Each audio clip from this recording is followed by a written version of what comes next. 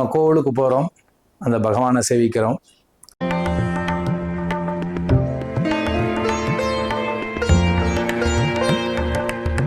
தேங்காவுடைய பாகங்கள் வந்து கோணலாக உடைஞ்சிருக்கலாம். இந்த தேங்காவை உடைக்கும் போது பார்த்தோம் அப்படின்னா அவங்க முகத்தை அப்படி ஆர்வமாக பார்த்துட்டு இருப்பாங்க. அதாவது இப்படி ஆயிடுத்தே அப்படின்னு சொல்லிட்டு சரியா உடையல அப்படின்னா அங்க இருக்கக்கூடிய அர்ச்சகர்களை வந்து ஸ்ரீலக்ஷ்மி வல்லபாரம்பாம் விக்னோமணிதமாம் அஸ்மதாச்சாரிய பர்யந்தாம் வந்தே குரு பரம்பராம். நேயர்கள் அனைவருக்கும் அநேக கோடி நமஸ்காரங்கள். நம்ம கோவிலுக்கு போகிறோம், அந்த பகவானை சேவிக்கிறோம். சில பேர் அர்ச்சனைக்கு தேங்காய் பழங்கள்லாம் வாங்கிட்டு போவோம். அப்போ அர்ச்சனை பண்ணும்போது அந்த தேங்காய் சரி பாதியாக உடைக்கும் பொழுது அந்த ப்ரெஷர் ஏதாவது ஒரு இடத்துல மட்டும் விழுகும் பொழுது அந்த தேங்காயோடைய பாகங்கள் வந்து கோணலாக உடைஞ்சிருக்கலாம். ஒரு பாகத்தில் வந்து துண்டு துண்டாக இருக்கும், ஒரு பாகம் முழுசாக இருக்கும், இல்லை ஓக்காக உடையலாம். இல்லை அந்த தேங்காய் வந்து சமயத்தில் இயற்கை சூழ்நிலை காரணமாக அழுகி போயிருக்கலாம்.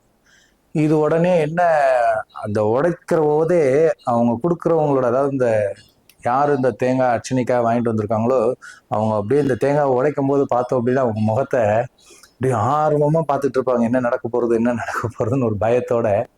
அது நல்லபடியாக உடஞ்சிருது அப்படின்னா மனசில் ஒரு திருப்தி.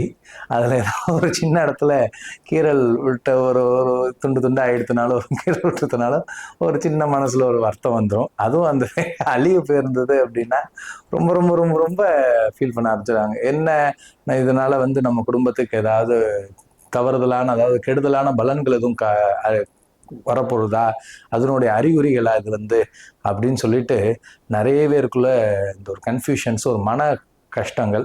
சில பேர் பொறுத்துண்டு பகவானே நீயே பார்த்துக்கோ, என்ன நடக்க போகிறதோ தெரியல, நீ தான் எனக்கு துணை இருக்கணும்னு சொல்லி பெருமாள்கிட்ட ஒப்படைச்சிட்டு போயிடுறாங்க. சில பேர் வந்து அந்த ஆதங்கத்தை, அந்த கோபத்தை, அதாவது இப்படி ஆயிடுத்தே அப்படின்னு சொல்லிட்டு சரியா உடையல அப்படின்னா அங்கே இருக்கக்கூடிய அர்ச்சகர்களை வந்து வாதம் பண்ணுற மாதிரி, திட்டுற மாதிரியோ, இல்லை என்ன சாமி இப்படி பண்ணிட்டீங்க அப்படின்னு சொல்கிற மாதிரியோ சில பேர் பண்ணுறாங்க.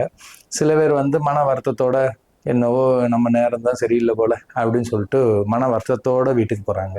ஸோ பொதுவாகவே ஒன்று சொல்கிறேன், இந்த தேங்காய் உடையிறத வச்சுலாம் எந்த கணக்குமே கிடையாது. தயவுசெய்து அந்த மாதிரி ஒரு மனசில் ஒரு எண்ணங்களை கொண்டு போய்க்காதீங்கோ. தேங்காய்ங்கிறது வந்து நேவேதத்துக்காக நீங்கள் கொண்டு வந்திருக்கீங்க. அது இயற்கையிலேருந்து கிடைக்கக்கூடிய ஒரு விஷயம். அதாவது விளைஞ்சி வரக்கூடிய நேரத்தை பொறுத்தது. வெயில் காலமும் குளிர் காலத்திலும் வித்தியாசம் உண்டு.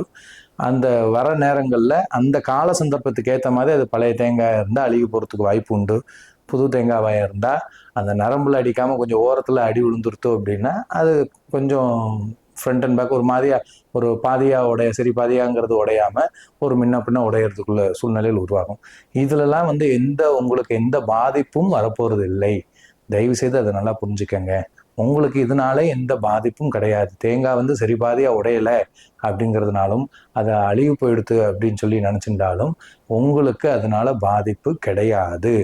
எப்போ உங்கள்கிட்டேருந்து சங்கல்பம் பண்ணி அந்த தட்டை அர்ச்சகர்கள் வாங்கின்றாங்களோ அப்போவே உங்கள்கிட்டேருந்து உள்ள அந்த நெகட்டிவ்ஸை வாங்கிண்டாச்சுன்னு அர்த்தம்.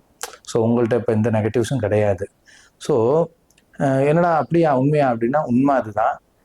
நீங்கள் சங்கல்பம் பண்ணி உங்கள்கிட்ட அந்த அர்ச்சனை தட்டை வாங்கியாச்சுனாலே அந்த நீங்கள் தெரிஞ்சு செஞ்ச பாவம், தெரியாமல் செஞ்ச பாவம், உங்கள் முன்னோர்கள் தெரியாமல் தெரிஞ்சும் செஞ்ச பாவங்கள், உங்கள் கிரக தோஷங்கள் எல்லாமே அந்த சங்கல்பத்து மூலயமா அதை வச்சுட்டு இருக்கும்போது அந்த அர்ச்சகர் கைகளுக்கு வந்துருத்து.